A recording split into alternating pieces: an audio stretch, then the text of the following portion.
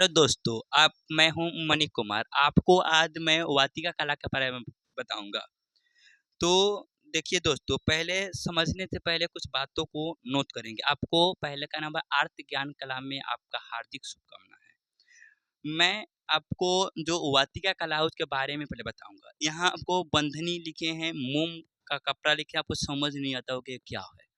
जो मैं समझाऊँगा, इस बात को समझाऊँगा, इसका जो पीडीएफ आपको टेलीग्राम, व्हाट्सएप पर मतलब मिल जाएगा। हम यहाँ समझाएँगे। उसके बाद जो जो बात है लिखने का, आपको टेलीग्राम, व्हाट्सएप पीडीएफ आप लोग नोट कर लीजिएगा।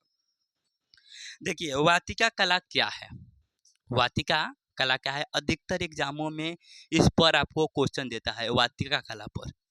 वो जो जानेंगे उसको हर एग्जाम में वाटिका पेंटिंग से, वाटिका कला से क्वेश्चन रहता है।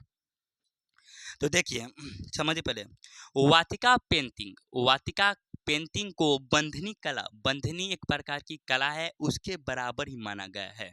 मतलब कि जो वाटिका कला है वो बंधनी कला के बराबर माना गया है। वाटिका कला को पूछेगा कि वाटिका कला को किसके बराबर माना गया है, ऑप्शन देगा बंधनी कला, फिर कुछ और कला, चित्रकला, मूर्तिकला, शिल्पकला, ऐसे ऑप्शन देगा। तो जो पढ़ेंगे वो मारेंगे बंधनी कला। मतलब वाटिका कला को बंधनी कला के बराबर माना गया है। वाटिका कला है क्या? तो देखिए, इस एक एक प्रकार की विधि है। इस विधि में हम क्या करते हैं कि कपड़ा ले लेते हैं। इस विधि में हम एक सूती या सिल्क का एक कपड़ा ले लेते हैं। अब इस पर मोम, मोम एक प्रकार का मोम को गलाकर चित्रकारी की जाती है। इसमें हम मोम कपड़ा इसलिए लिखे क्योंकि वाटिका कला का संबंध मोम से है। मतलब यहाँ एक सूती और सिल्क का कपड़ा ले लेते हैं, उस पर मोम गलाकर चित्रकारी की जाती है।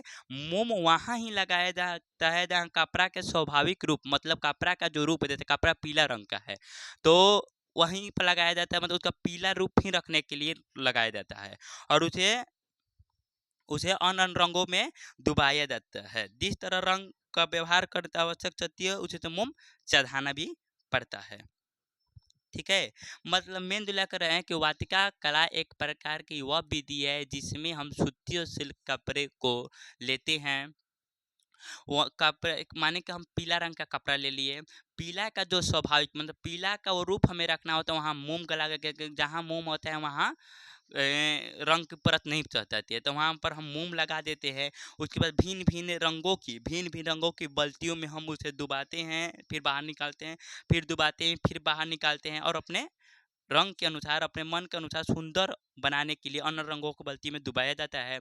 उसके बाद जब उसे निकालते हैं तो उसके बाद मतलब बाहर सूखने के लिए छोड़ दिया जाता है।